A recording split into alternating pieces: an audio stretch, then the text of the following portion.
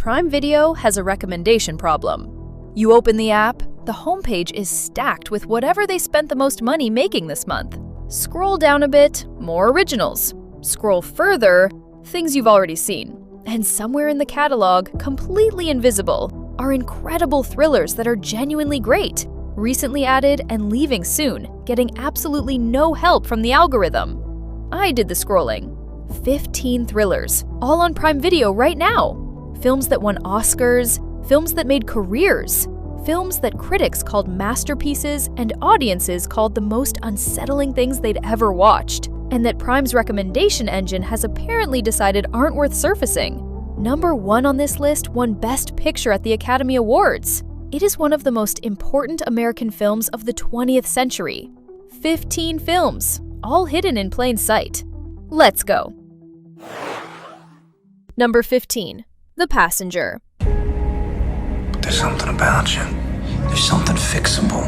I mean, hell, when you were standing there, watching me, waiting for me to kill you. Randy is the kind of man who fades into the background. Quiet, unremarkable, easy to overlook. His coworker Benson is not. After a violent incident at work, brutal, sudden, the kind that doesn't get forgotten, Benson doesn't flee. He takes Randy with him. Not as a hostage exactly, more as a project. Kyle Gallner plays Benson, and if you've seen him in Smile, you already know what he does with characters who vibrate at a frequency just slightly off from everyone around them. Here, he's doing something different. Menacing in bursts, oddly tender in others, impossible to read from one scene to the next. The road trip that follows is less about where they're going and more about what Benson seems to believe Randy is, and what Randy is going to do about that. Not a perfect film, but a genuinely compelling one. Gallner's performance alone makes it worth the 2 hours. If you want something that moves fast and keeps you guessing, this is where to start tonight. Number 14. Better Watch Out. What was that? Oh my God. Get away from the window. There's someone there. I'm going to be very careful about what I tell you here. A 12-year-old boy, his babysitter, a house in the suburbs on Christmas Eve, someone outside trying to get in. That is the first 20 minutes. What happens at the 20-minute mark changes the entire film, and I am absolutely not going to describe it. What I'll tell you is that Better Watch Out earns a place among the smartest, most ruthlessly constructed home invasion subversions of the last decade, and that director Chris Peckover knows exactly what he's doing with the genre he appears to be making. Olivia DeJonge plays the babysitter. Levi Miller plays the boy. Both performances are doing something more complicated than the setup suggests, and both land it. 89% on Rotten Tomatoes. Bombed at box office. Later became cult classic in its genre. One of the nastiest, funniest, most inventive holiday thrillers. Go in without watching the trailer. The less you know, the more it gets under your skin. Number 13. Copycat.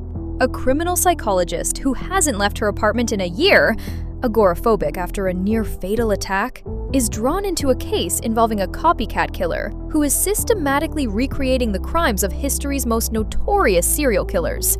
Sigourney Weaver plays Dr. Helen Hudson. Holly Hunter plays the detective working the case. And what John Amiel understood in directing this is that a thriller with 2 women of this caliber in the lead, both of them refusing to be defined by their fear, both of them working the problem rather than waiting to be rescued, is a different kind of thriller. The cat and mouse mechanics are precise. The procedural detail is convincing. Harry Connick Jr. plays the killer with a specific, controlled menace that lands much harder than the casting suggests it should. Copycat came out the same year as Seven and got completely swallowed by it. That's understandable. Seven is a masterpiece, but Copycat is very good, and it deserved a lot more love than it got. Number 12. Triangle. Here is the most precise description I can give you of Triangle without spoiling it. A woman goes on a boat trip. A storm hits. The group abandons the yacht. A cruise ship appears out of nowhere. Massive, silent, deserted. They board it, and then the film begins doing something that I genuinely cannot explain in a way that is useful to you. Not because it's incoherent, but because knowing what it does removes the experience of having it done to you. What I can tell you is that Triangle is based on the myth of Sisyphus, the man condemned to push a boulder up a hill forever. The director, Christopher Smith, spent 2 years writing the script. It took that long because every loop, every repetition, every version of the events had to be internally consistent with every other. Melissa George carries the entire film on her back through something that starts as a survival thriller and becomes something much more suffocating and much more true. The film has 3 possible explanations, none of which fully exclude the others. After the credits roll, you will sit very still for a while, and then you will probably watch it again. Number 11. The Menu. Welcome. We'll endeavor to make your evening as pleasant as possible. An ultra-exclusive restaurant on a private island, 12 guests, a chef who has planned the evening with a level of intention that goes considerably beyond the food.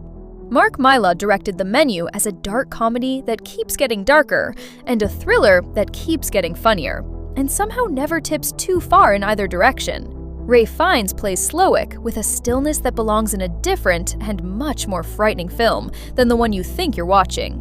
Anya Taylor-Joy plays the one guest who doesn't fit the pattern, who wasn't supposed to be here, and who brings something to the table that no one in the kitchen anticipated. Their scenes together are the best in the film. 2 people recognizing each other across a room full of people who are not paying attention. The supporting cast, Nicholas Hoult, Hong Chow, Janet McTeer, John Leguizamo, Judith Light, is exceptional. Every character is a carefully drawn type that the film then complicates. $30 million budget, $80 million global box office, polarizing reviews, and one of the most purely entertaining thrillers of 2022. And before I get to number 10, the next 4 entries on this list are where it gets serious. Number 7 in particular contains one of the most jaw-dropping final acts on this entire list. It's the kind of film that quietly pulls you in, then completely redefines itself in the last 20 minutes. Keep watching. Number 10. At Close Range. A teenage boy wants to be close to his father. His father is a career criminal, and his father lets him in. Sean Penn plays Brad Whitewood Jr., Christopher Walken plays Brad Sr. James Foley directed this, and what At Close Range understands that most crime films won't touch is the specific pull of a terrible parent on a child who is still desperate for their approval. Brad Sr. doesn't love his son. Not really. Not in any functional sense. But he is magnetic. He is dangerous and alive in ways that everything else in Brad Jr.'s life isn't.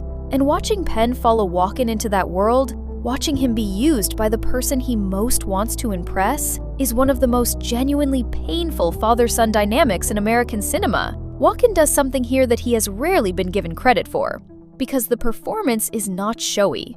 It is cold and patient and completely without sentimentality. He plays a man who is capable of anything, and lets you figure out the extent of that slowly. Criminally underseen. One of the great American thrillers of the 1980s. Number 9. The Gift. We went to school together. Sorry, I can't place you. Gordon Mosley. Gordo. Gordo? Honey, Gordo and I went to school together. That was a very long time ago. Simon and Robin have just moved to Los Angeles. New house, new start. Simon's career is going well. The marriage looks solid. Then an old acquaintance from Simon's high school turns up in a shop. His name is Gordo. He's quiet, polite, a little odd. He leaves a gift on their doorstep. Then another. Joel Edgerton wrote, directed, and plays Gordo. And what he constructs, with extraordinary patience and precision, is a film that keeps shifting who you're afraid of. For 30 minutes, you're afraid of Gordo. And then, very carefully, without announcing itself, the film starts suggesting that you might have been afraid of the wrong person the whole time. Jason Bateman plays Simon, and Bateman does something that should have generated considerably more discussion. He plays likable in a way that curdles. The charm it works in comedy becomes something slightly different here. Something that makes you watch his face in certain scenes and wonder exactly what he's capable of. The ending of The Gift is one of the finest and most satisfying pieces of thriller architecture. I promise you won't see it coming. It's leaving soon on Prime Video. If you haven't seen it yet, then watch it tonight. Number 8, September 5th. This is our story, and we're keeping it.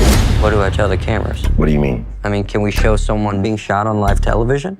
September 5th, 1972. Munich, the Olympic Games. A Palestinian militant group takes 11 Israeli athletes hostage. The world watches it live on ABC Sports.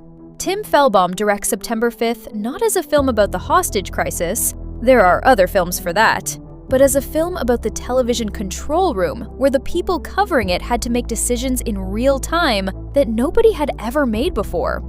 Do you stay on air? Do you cut away? Do you show what's happening when showing it may make it worse? When does journalism become complicity? Peter Sarsgaard plays the executive producer. John Magaro plays the young producer thrown into the center of it. Ben Chaplin plays the veteran anchor. Every performance is calibrated to the specific, sustained pressure of a room full of people making history while trying to do their jobs. The film is shot almost entirely inside the broadcast facilities. The same claustrophobia the crew felt transferred directly to the audience. You never see the hostages. You see what the camera saw. That restraint is the film's most powerful decision. One of the finest films of 2024. Barely talked about. On Prime Video right now. Number 7, Frailty. Bill Paxton directed this. His first and tragically only feature as a director. It is extraordinary. A father wakes his 2 young sons in the middle of the night and tells them God has given him a mission: to destroy demons walking among us in human form. The demons look like ordinary people, only he can see what they really are. The film is told in flashback. Matthew McConaughey plays the adult version of one of the sons, recounting this story to an FBI agent played by Powers Booth. And what Paxton does with that framing is something genuinely courageous. He never tells you whether the father is a prophet or a madman. He makes both readings completely available, simultaneously, all the way to the end. Bill Paxton plays the father, and his performance, gentle, loving, certain, is the most frightening thing in the film. Not because he seems dangerous, because he seems right. The boys believe him. The final act has a revelation that reframes everything. It is one of the finest endings in American thriller cinema of the 20s. Almost nobody talks about this film. Bill Paxton deserved a longer directing career. This is the evidence. Number 6, The Infiltrator. I need a face-to-face with your boss. It was an audition. You got the part. So, Mr. Musella, what can you do for me? In 1986, U.S. Customs agent Robert Mazur went undercover as a money launderer inside Pablo Escobar's cocaine operation. He spent years there, building a new identity, a fake fiancé, a fake life inside one of the most violent criminal enterprises in history. One wrong word, one slipped detail, he knew exactly what the consequences would be. Bryan Cranston plays Mazur, and this is the performance that should have followed Breaking Bad into the awards conversation, and didn't. Because this film arrived quietly, with no marketing muscle behind it, and went straight to streaming. What Cranston does here is more subtle than anything Walter White required. Mazur can't lose his temper, can't be brilliant in obvious ways, has to be smart enough to survive while appearing just competent enough to be trusted. The tension of that double performance, the real man underneath the character he's playing, is sustained for 2 hours with barely a lapse, based on Mazur's actual memoir. The real Mazur spent years testifying against the BCCI bank that laundered Escobar's money. The scale of what he uncovered makes the film's ending more extraordinary, not less. Number 5. You Were Never Really Here. I'm gonna ask you some questions. How many are there? One guy inside the front door, second guy on the top floor. Lynn Ramsey makes films that feel like being inside someone else's nervous system. You Were Never Really Here is her most extreme expression of that. Joaquin Phoenix plays Joe, a veteran and former FBI agent who now works as a fixer, tracking down missing girls. He is not well. The film never lets you forget that. What's left of Joe functions barely on the momentum of a mission and the weight of a hammer. This is not a John Wick film. The violence here is not cool, is not choreographed, is not designed to be enjoyed. It is fast and ugly and costs Joe something every time. Ramsey frequently cuts away from the act itself and shows you the aftermath, or nothing at all, just a sound and then a silence. The effect is more disturbing than anything shown directly. There is a scene involving a security camera feed that is one of the most formally inventive action sequences in any film. It is also genuinely harrowing. Joaquin Phoenix won Best Actor at Cannes for this performance. The film won Best Screenplay. It runs at 90 minutes and feels like being held underwater. That is a compliment. Made for $11 million. One of the most uncompromising films of that decade. Not easy, essential. Number 4, Killer Joe. Mom's got a $50,000 life insurance policy. Killer Joe's a professional. He'll do this right. This murder we're talking about. I ain't agreed to nothing. Fair warning on this one. William Friedkin, the man who made The Exorcist and The French Connection, made this at 77 years old. And it is one of the most aggressively, deliberately uncomfortable films he ever made. A man is in debt. Badly. He hatches a plan. Hire a hitman to kill his mother for the insurance money. The hitman is Joe Cooper, Dallas police detective, moonlights as a killer for hire. Matthew McConaughey plays Joe. This was McConaughey deep into what critics were calling his McConaissance, the stretch of films that turned him from a romantic comedy punchline into one of the most dangerous actors working. And Killer Joe might be the most dangerous thing he did in all of it. The film received an NC-17 rating. Friedkin refused to cut a single frame. It was later released unrated on DVDs and Blu-ray. There is a scene in the third act, I am absolutely not going to describe it, that has made people walk out of cinemas. You will not forget it. Gina Gershon, Thomas Hayden Church, Juno Temple, everyone is doing career best work. The performances are exceptional across the board. Not for everyone. For the right person, it is an absolute cinema. Number 3. A Most Wanted Man. You want to own Karpov. How are you going to do that? Our sources don't come to us. We find them. A half-Chechen, half-Russian man arrives illegally in Hamburg. He has no documents, no money. He has a number for a lawyer who works with asylum seekers. Multiple intelligence agencies want to know who he is. A German counterterrorism officer named Gunther Bachmann wants to use him to reach someone bigger. Philip Seymour Hoffman plays Bachmann, and this was one of his final films before his death in February 2014. He plays a man who is overweight, rumpled, always smoking, working from a damp Hamburg basement with a team that nobody in the official apparatus takes seriously. He is also the smartest person in every room, and he knows how to wait. Anton Corbijn directed this, the man who made Control, and he gives Hamburg the same gray, rain-soaked weight he gave Ian Curtis's Manchester. The city itself becomes pressure. The ending of A Most Wanted Man is the correct ending for this story. It will leave you angry, not because it's badly made, because it's true. Because this is what the intelligence community actually does to the people who do good work quietly. Hoffman deserved a final Oscar nomination for this. He didn't get one, but the film is a brilliant farewell to one of the greatest ever. Number 2, A Simple Plan. Sam Raimi made this between Army of Darkness and the Spider-Man trilogy. It is the finest film he has ever directed, and almost nobody knows it exists. Two brothers and a friend find a crashed plane in the Minnesota woods. Inside, $4.4 million in cash. They agree to keep it, just until spring. Just until they're sure no one's looking for it.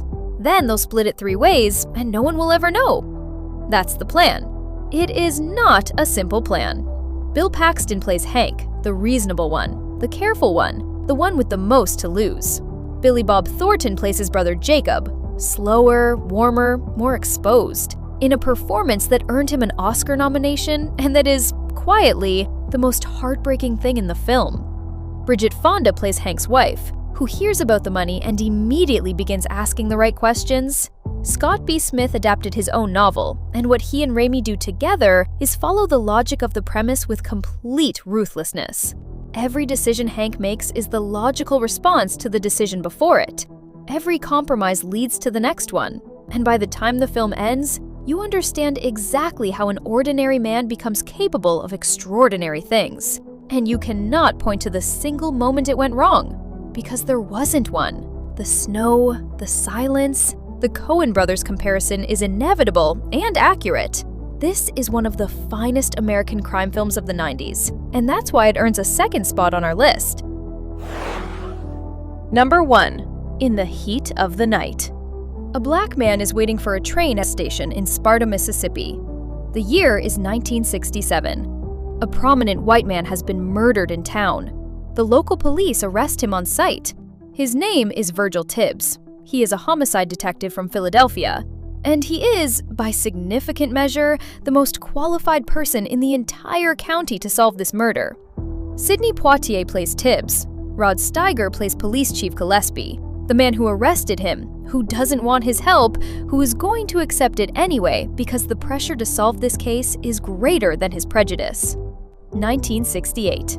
Poitier's performance is a masterclass in controlled, precise, quietly magnificent rage. Steiger's Gillespie starts the film as the problem and ends it as something more complicated.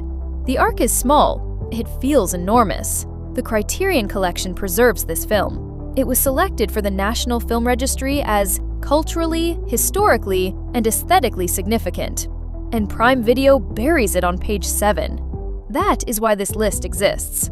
That is why this film is number 1. And that's the end of today's list. 15 films. All of them on Prime Video right now. All of them buried under an algorithm that has decided you'd rather watch something else. Now, I want to hear from you. How many of these movies did you already know were on Prime Video? And how many have you actually watched? Let me know in the comments. I read and respond to all. And if you enjoyed this video, make sure to subscribe to Cine Edge, because every week we're digging through streaming libraries to find the hidden gems, overlooked masterpieces, and underrated movies that deserve far more attention. Thank you so much for watching, and I'll see you in the next video.